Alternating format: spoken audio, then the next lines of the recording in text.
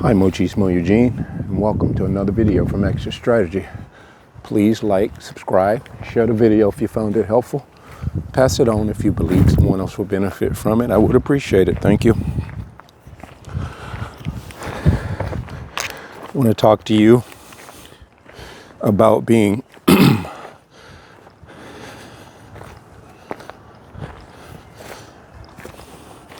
in the world and not of the world. As an awakened empath, this is what it truly means to be in the world and not of the world. Just look at everything that entails awakened empaths. If you don't believe me, don't take my word for it. You are cut from a different cloth. You were designed for a unique and specific purpose by God. This is why you stick out and you stand out. This is why you hate it without a cause. There is a cause, but it's nothing you purposely did to anyone. You just showed up. So I'm going to talk about being in the world and not of the world, and we're not even trying to get into the conversation of being better than anyone else. And we all know that as awakened empath. If you're awakened and you're healing in a healthy way, you know it has nothing to do with you being better than the next person around you. More importantly, if you are awakened empath in a healthy way and you have done these things such as a shadow integration, you've challenged yourself to get to know the true self, you have arrived, like I have, in knowing that this is a humbling thing. This is a thing that you began to look at the world paradoxically. And I'm learning what that word means. That means that you can hold space with with your weaknesses as well as you can with your strengths. You can hold those things in the same room and be okay with them. You can hold them in your consciousness. As a matter of fact, you don't push the negatives down like you once did. And this is what opened you up to being an abused candidate by a narcissist, because they nonchalantly came in and they worked on those inadequacies. Although they didn't point them out at first, they recognized the menu. They saw that there were some unhealed wounds in you. Although you and I, before we awakened, we felt like the narcissist came along because we had something to give. We did, but we also had undealt with wounds, just much like the narcissist. But the thing is, the narcissist essentially came along and they saw those unhealed wounds. They needed somebody to play in the sandbox with them. And so when we think about all the things good in you when you met the narcissist that they came in and they tried to tear down, I've said that too. They didn't do that consciously. They did that because you had two parts of the whole. They were only doing a portion of, they were only living a portion of who they were. And that portion was a facade. Anything good in them that they did believe was in them, they faked a good persona. You, on the other hand, you worked it out. But you also mastered a persona in order that you didn't have to make anybody unhappy. You didn't have to displease anybody. You were always the one that knew how to detect harm, danger, people who didn't really were coming in and were gonna start a problem. You were the diffuser. Take, for example, in your family structure with your mom and your dad. In my situation, my dad was an alcoholic abuser. And it has been said that empaths, even as a child, before you realize what you are and the gifts that you have, you were yet exercising these gifts. You would anticipate and could read a person's emotions before they ever exercised them, whether it was in the negative or the positive. And more likely, the negative, if you knew dad was coming in, he'd be drunk and he was going to start some stuff, you braced yourself mentally. And likewise, you were a soothing mechanism for people that you felt like you had to soothe, whether it be mom, dad, siblings, So you were what a lot of times we consider as shock absorber. You were the shock absorber to ease the bumps and the potholes in other people's lives. So now you're awakened. You are an awakened empath who's aware of those very things I just mentioned. So now you have to come to grips, or you end up coming to grips. It's not a you have to, but it is very vital for your growth, and not only just the awareness that you have, but the awareness going forward that everyone human, even the narcissist that have evil dominion in a human form, you have to understand, and you do understand as you're awakening, you're healing those wounds and your shadow integration, that you likewise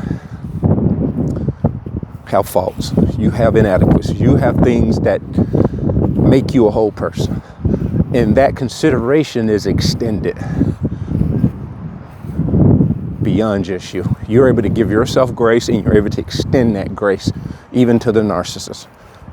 And I mean, when you do this, it may even be extending that grace from a distance. And that's what it really is. You don't have to walk up and shake the narcissist's hand, but you have to accept the grace that has been given to you. You have to extend it to the world. And this is when you're able to be in the world and not of the world, because you are uniquely made in the wonderful image of God, and you are a reflection of his God, of his godness and his goodness. You are what the world, not so much God, because he don't really need us. He utilizes us in this world that he created. He is equipped you with not only the surviving all the turbulent things in life, but surviving it and coming out on the other side, so you can be in the world and not of the world. And being in the world and not of the world, you're able to heal the world one by one, interaction by interaction, presence by presence. Because a lot of times it's not about what you say to somebody, what you even do to them or for them. Your presence, being in the present, being in that moment, being in that space.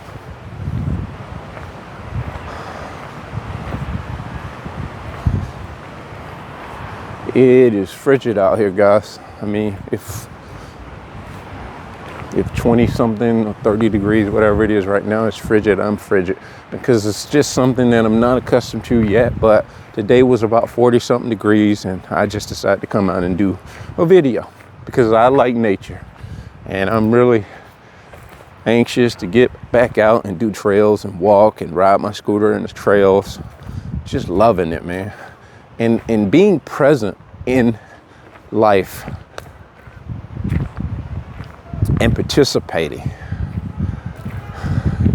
are all good things, but you have to also be a participant in life. Be a participant, meaning actively, proactively participate in life.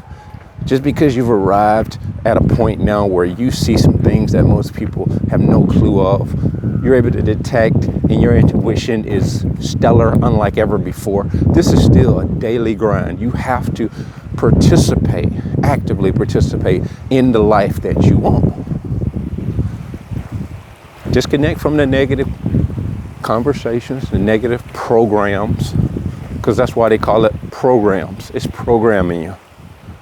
Feed your mind with something, it's going to program it to a point where it elevates it. Where it elevates your life and it elevates your mind. Because you can only give off what you possess, but you must be able to understand you possess it in order to give it away.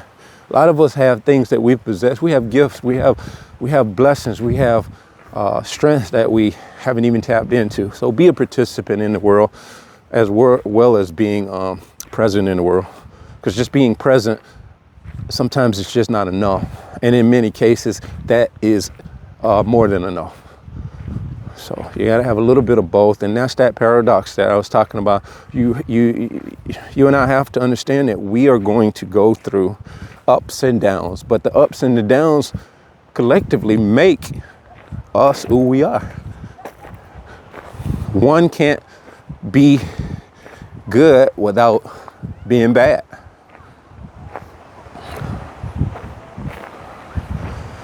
And that might have went over some people's head right there, but once you really grab a hold of what that really means and it entails, you're going to realize that I'm just as much undone as I am on my way. And that's a good thing too, because when you look at it the way that I see it, you're never going to be done developing. You're never going to be done growing and progressing. You look at your physicality. We measure ourselves what we can see visually. You may say you're a grown adult, but if you think about that, how we embrace that or how we categorize that, it almost stunts us from growing mentally, intellectually, and all the other areas of our life, because in our mind we think that we are grown, we are matured to a point where there's no room for any more growth and maturity. But think about that. You know, and I know that's not true.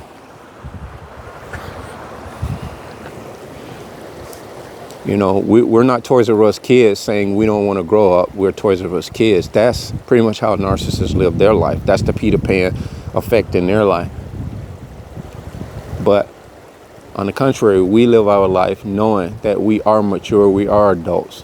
We're not children. We don't behave like children, but we do have tendencies to behave like children. We do have areas of our life that we believe we've arrived at, and we have only scratched the surface. Once you get to these points in life, because the destination is continual. Until there's no breath left in you, there will always be destination to continue to try to work towards in so many ways. And this is the grace you can extend to other people, because you first have extended it to yourself. Look at that water, how it just flows. It's not flowing really fast, but it's making a hell of a impact. It's making a hell of an impact. And the impact is making, you and I may not be able to see it right here where we're looking at, but you go down that stream, I bet you it's making some impact. It is carving out rock. It is moving certain things along that were once in one spot and they've been moved along. And that's kind of what we're doing in life. As that empath, awakened, chosen one of God, continue to be a mover. And this is what's going to make you be or exist in the world and not be of the world. And obviously, you know, that came from scripture. When God said be in the world and not of the world, this is what that really boils down to, guys. This is what it boils down to. We consume some of the things that the world do. We take advantage of certain things. We're out here on the trails like people of the world are as well. Again, don't forget, we like a backyard barbecue every now and again. We like the camaraderie of family, loved ones, friends. We like good conversation. We like good foods. Some of us like a good wine every now and again. Some more than every now and again. But hey, that is something that is not privy to is that the right word? That's not something that chosen ones or empaths are even supposed to be taken into excessively. But that's a whole nother story where it goes along with that grace. You extend that grace to fellow empaths and chosen ones who may be knee deep in drugs, alcohol. But we learn as awakened empaths who are conscious of our giftings. We can empathize, not to a fault as we did before. We can empathize from a distance. We can hold space in that room without actually, giving a leg up or a hand up. You being in that space is your whole presence is supposed to bring about a consciousness to that thing that is not well, that is not right. Not your opinion or your judgment. Your presence is supposed to bring about the change in which empath chosen ones of light are supposed to detect, see, and observe. Even the narcissist is supposed to observe these things in empaths. And they do. And this is God's attempt to try to reckon with them. The choice is theirs, though. Free will is everyone's. Did you know that's the beautiful thing about what God is, who God is? He is reckoning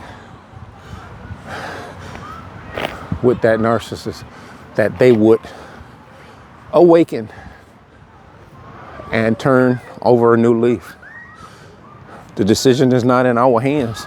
We're just there. We're just present there to be in the world and not of the world. That being said, bless.